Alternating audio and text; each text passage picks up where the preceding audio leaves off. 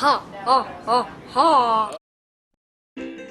From the very first utterance, it was a perfect fit. Summer Mummers popped out of Bill Pomeroy's mouth as if by magic, and summer has never been the same in the Permian Basin. Summer Mummers says it all, and tells you absolutely nothing all at the same time. It is what we do from the end of April to Labor Day weekend, and we haven't the words to explain it to a stranger. Have you ever tried? Someone innocently asks, "What is Summer Mummers?" You smile a knowing smile and need to take a breath, only to have a blank look across your face as words fail. Panic threatens, and you realize you're about to wax poetical about a guy in mop-head chaps whipping a goat. But I suggest if you want the cast, go to the green room. We're prepping. How long have I been down here? How long have I been working? For the Mummers? Yeah, for like 2 or 3 years. Oh, okay. How do you like it? I love it. How do you like the parties? How do you like the people? They're really nice. Okay. And what would you rather be doing besides the Mummers? Nothing. Summer Mummers began as an evening of classic melodrama, followed by a brief selection of variety acts. Summer Mummers has become one of the most singular entertainments in the United States with an international reputation. Part of what endears melodrama to the American psyche is its popular formula. These stories of virtue could be placed in any time with any setting and any character. They could also have any of a range of endings, from happy to sad. Their great flexibility made them very adaptable to any type of audience and allowed actors to take advantage of a great range of materials and talents. What's your name? Tracy Alexander. Tracy? Who do you play? Our act is the Fat Chicks. The Fat Chicks. Well, you're not. That's P-H-A-T. Pretty, hot, and tempting. And how long have you been doing the Mummers? This is our first act this year. Oh, okay. And how do you like it? I love our act. Oh, yeah. Oh, yeah. Oh, yeah. It's killer. It's killer? And would you do it again next year? Oh, come on. Classic gags or bits like spit takes, double takes, and asides were combined with every pun known to man. Inspired by the humor of Abbott and Costello, Charlie Chaplin, and Buster Keaton, the actors and directors were eager to add in physical comedy and stereotyped characters. The storyline usually follows the same linear structure, with a female heroine and her sidekick finding themselves in distress. The villain and his sidekick look to take advantage of the heroine's plight, with the ulterior motives of financial gain and the love of the heroine. The hero and the hero's sidekick confront the villains, a struggle ensues, and with the hero coming out victorious. The villains are vanquished, the hero and the heroine fall in love, and the hero's sidekick gains the sometimes unwanted admiration of the heroine's sidekick. I'm torn between the desire to serve and the need to be near her. Torn between two lovers, feeling like a fool.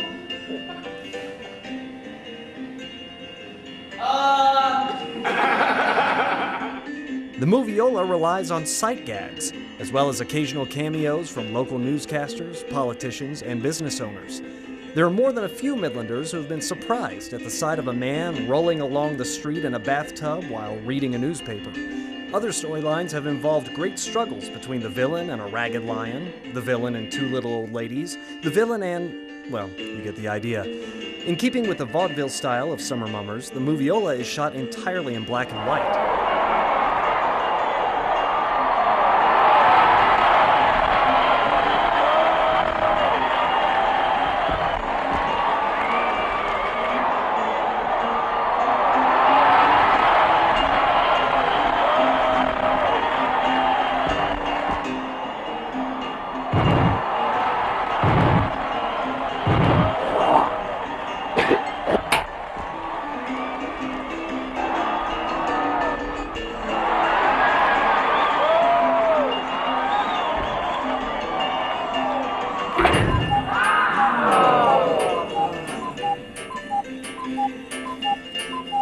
After the melodrama is finished, the olio begins. In the beginning, we kept to the vaudeville standard of 10 acts, but since most of our skits are just 90 seconds long, we now have almost 30 different skits, songs, and dances. The olio can best be compared to a comedic variety show. There have been a lot of crazy, fabulous acts over the years. At first, we stole material directly from vaudeville, The Ed Sullivan Show, and popular music. Then we found new ideas from the movies, television, and musical theater. Nowadays, the internet can be seen influencing act selection. A little known fact, a mummer took his act all the way to the Gong Show. Elliot Gould, son of Norman and Evelyn Gould, had developed a fantastic show-stopping feat, eating a banana to the score from 2001: A Space Odyssey. Unfortunately, he was gonged, but his work lives on in talent shows all over the country.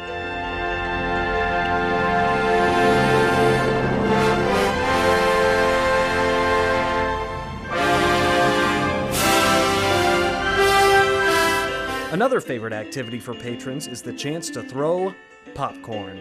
We actually started with peanuts, but they hurt. Popcorn is sold throughout the night, with most of it ending up on the floor of the theater. In its yearly 3-month run, Summer Mummers sells more popcorn than any local movie theater sells in an entire year. So how do you like with the Mummers? Well, I guess I like it pretty well. I keep coming back for more. By the time I say I'm going to quit, well, then I come back for another summer of installs. So. And how long are you gonna keep doing it? Keep doing this? Well, hopefully for a very long time until they kick me out of here. The last piece of the puzzle was moving into the Yucca Theater. For 18 months, volunteers spent countless hours removing grime and restoring the luster of this movie palace. Dormant for almost 10 years, the stage came alive with our production of Treachery on the Thames. No more dressing in alleyways or popping popcorn under the stairwell.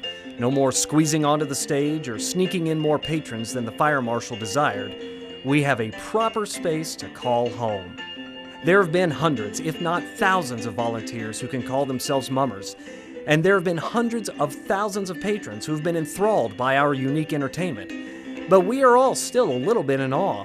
When the lights go down and the curtain rises and the villain struts out in front of the footlights, we know what's coming. We've seen it before. For 65 years, we have reinvented ourselves. But not quite like this time, or the next time. You can't explain it. You simply must experience it. First year it ran was 1949, and they were scheduled to do 6 shows, 3 shows per week for 2 weeks. The ticket prices were $1.25 per ticket. Bill Pomeroy and Bill Pennebaker, I think, really started the Mummers, conned Art Cole into doing it. The first show they did was a scripted show called The Drunkard. We did it down to the Old American Legion Hall. In the Old American Legion Hall, you could only get about 230 people in there, and a fire marshal was unhappy then. They didn't throw popcorn. We didn't sell popcorn then. They threw peanuts and beer cans on occasion. Trust me, I got hit more than once. We were really doing it on to say a shoestring was, maybe a half a shoestring. In the old days, lights were about 10 lights in the ceiling, an old 50-watt amplifier, and that was it. It was fun doing a lot of stuff with nothing. Dressed out in the alley, they dressed out in the parking lot. The makeup tables were actually out behind the building. After dark, the ladies who wore several sets of undergarments to make sure they were prim and proper would be changing costumes in the alley, and you'd get aware of the fact that there was bicycles, like 30 or 40 or 50 bicycles with young teen boys on it, out in the darkness watching this happening every Summer Mummers night. And that was kind of dramatic. The Yucca was chosen for its ultimate home. And it took a lot of refurbishing, but I think it's a perfect home for the Mummers now, and I hope it's available for many years to come. It's a strange little world, and really difficult to explain Mummers to anyone. If you haven't got popcorn in your underwear, you haven't been to Summer Mummers. I don't know where else a company could bring its employees, for example, and employees throw popcorn on their boss and not fear retaliation the next day in the office. is the only place in the world that's done like this.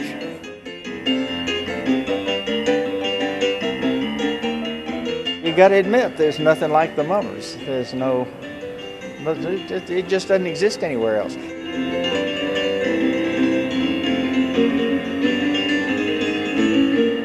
You had to see it to believe it. It was one of those things that you make do with what you have, and it was a lot of fun. It really was.